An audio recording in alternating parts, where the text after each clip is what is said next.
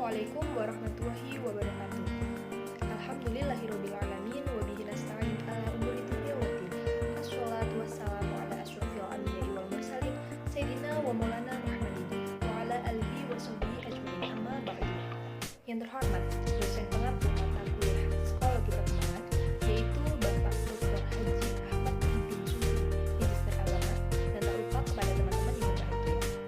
Kami dari kelompok 8 yang beranggotakan teman saya yaitu Putri Zakia Amalia dan saya sendiri Kristiani akan menyampaikan materi mengenai perkembangan pada masa usia sekolah. Baiklah, subbab yang akan kami bahas pada kali ini itu ada 4 macam. Yang pertama, pengertian perkembangan pada usia sekolah. Yang kedua, syarat-syarat masuk sekolah. Yang ketiga, aspek-aspek perkembangan masa sekolah. Dan yang keempat, karakteristik anak pada usia sekolah. Yang pertama, saya akan menjelaskan mengenai pengertian perkembangan pada usia sekolah.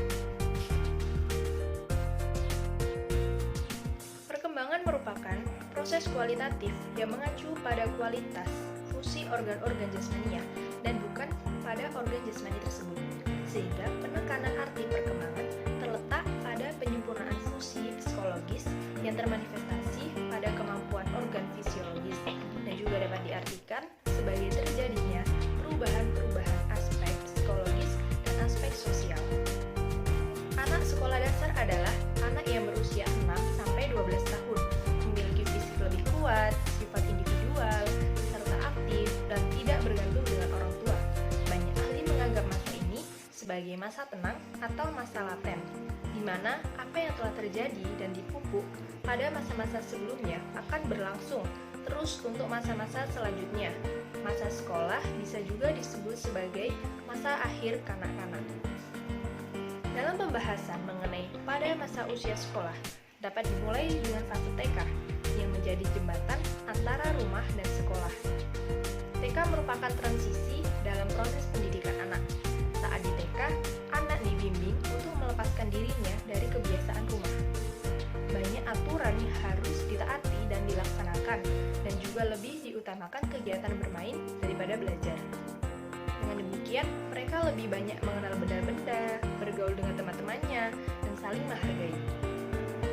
Saat anak berusia 6-7 tahun, perkembangan jasmani dan rohaninya mulai sempurna dan mulai keluar dari lingkungan keluarga menuju lingkungan sekolah, yaitu lingkungan yang besar pengaruhnya terhadap perkembangan jasmani dan rohani. Selanjutnya, saya akan menjelaskan tentang syarat-syarat masuk sekolah.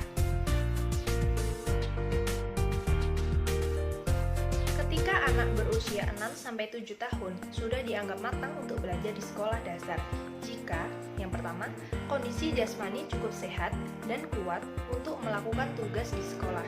Yang kedua, ada keinginan belajar dari anak tersebut. Yang ketiga, fantasi tidak lagi leluasa dan liar. Dan yang keempat, perkembangan perasaan sosial telah memadai. Selain itu, terdapat syarat-syarat yang harus dipenuhi untuk mengikuti pelajaran, yaitu yang pertama, fungsi-fungsi jiwa harus sudah berkembang, baik dalam aspek kematangan untuk belajar membaca, menulis, maupun berhitung. Adapun kriteria atau kategori kematangan sekolah adalah yang pertama, anak sudah dapat menangkap masalah-masalah yang bersifat abstrak. Yang kedua, anak sudah dapat menggambar dengan lebih rapi. Yang ketiga, anak sudah dapat melakukan kegiatan sehari-hari dengan sendiri. Yang keempat, anak sudah lebih mampu mengendalikan tubuhnya untuk duduk dan mendengarkan pelajaran daripada masa sebelumnya. Kemudian yang kedua, anak telah memperoleh cukup pengalaman dalam rumah untuk dipergunakan sebagai dasar atau sebagai pengajaran permulaan, karena pengajaran berpangkal pada apa yang telah diketahui oleh anak-anak. Jika kekurangan dari salah satu syarat-syarat tersebut, maka akan menimbulkan kesukaran ketika mengikuti pelajaran di sekolah. Baiklah, kemudian poin selanjutnya akan dilanjutkan oleh rekan saya, yaitu Putri Zakia Amalia. Dipersilakan.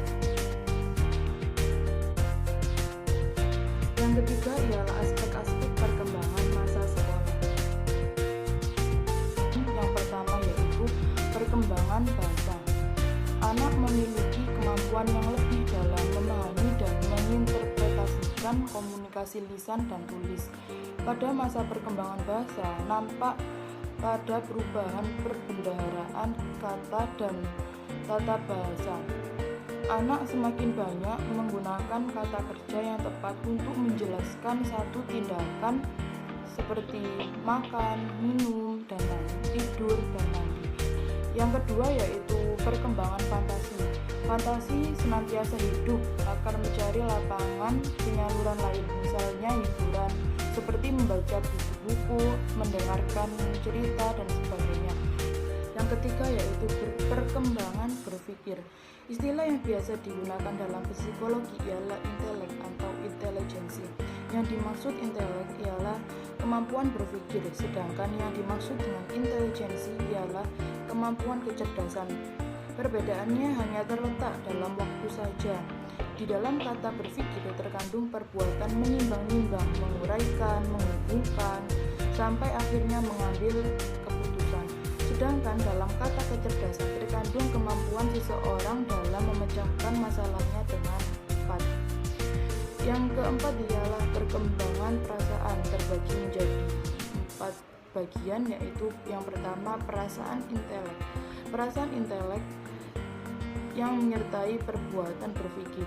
Perasaan intelek erat hubungannya dengan dapat atau tidaknya menyelesaikan soal-soal.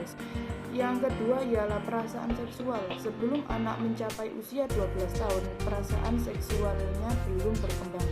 Demikian juga perbedaan dalam perkembangan jasmani atau rohaninya belum jelas kelihatan antara laki-laki dan perempuan sampai mereka mencapai usia 12 tahun. Yang ketiga ialah perasaan keindahan. Adalah perasaan yang timbul ketika individu menghayati sesuatu yang ada hubungannya dengan keindahan atau buruk. Yang keempat ialah perasaan keagamaan. Ia adalah perasaan yang menyertai individu ketika menghayati hubungan dengan Tuhan. Perasaan keagamaan termasuk bentuk perasaan yang luhur dalam jiwa manusia. Perasaan keagamaan menggerakkan hati manusia agar ia lebih banyak melakukan perbuatan yang baik. Selanjutnya, terdapat perkembangan rasa sosial. Perkembangan rasa sosial merupakan pencapaian kematangan dalam hubungan atau interaksi sosial. Kemudian, perkembangan emosi.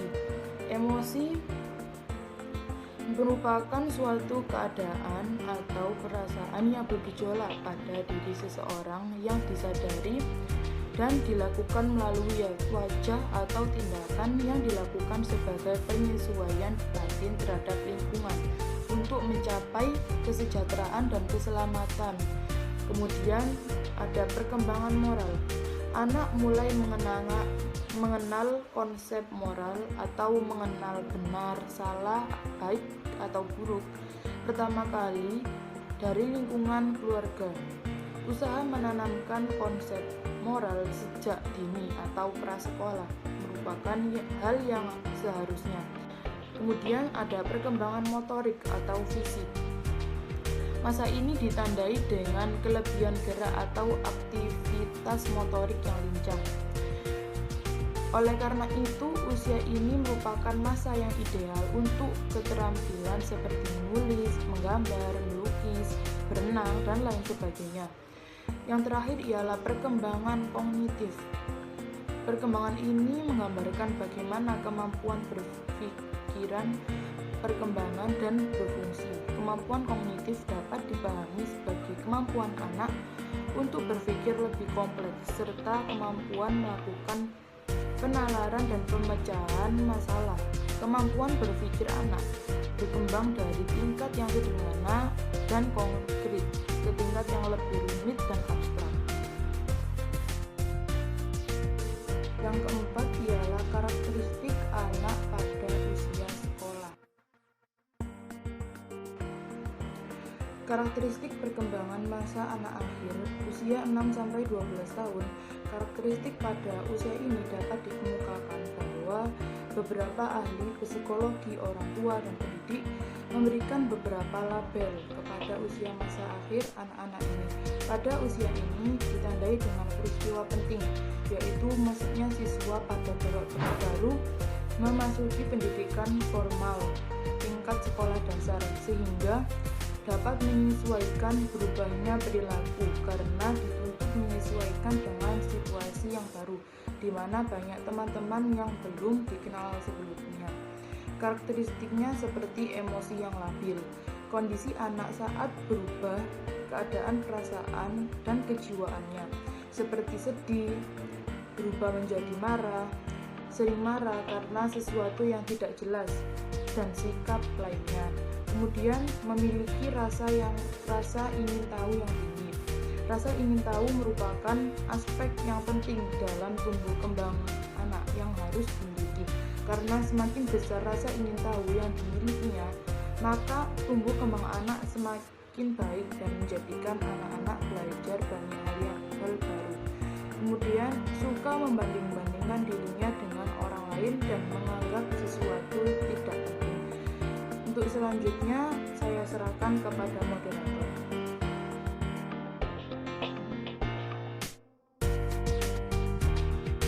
Terima kasih disampaikan. Jika ada pertanyaan, maka tulislah di kolom komentar di bawah ini. Sekian dari kelompok kami. Apabila terdapat kesalahan atau kekurangan, kami mohon maaf yang sebesar-besarnya. Sekian dari kami. Wabillahi taufiq wal hidayah. Wassalamualaikum warahmatullahi wabarakatuh.